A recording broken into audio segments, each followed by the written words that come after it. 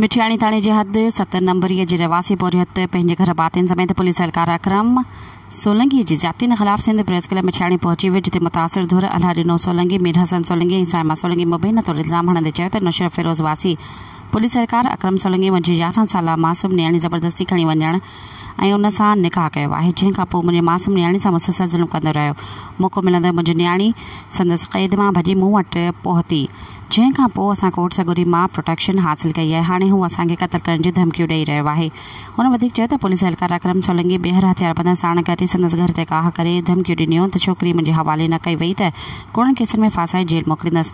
असांखे मुसलसल अहिड़ियुनि धमकियूं मिलण करे मुंहिंजी नियाणी ज़हनी मरीज़ बणिजी वई आहे।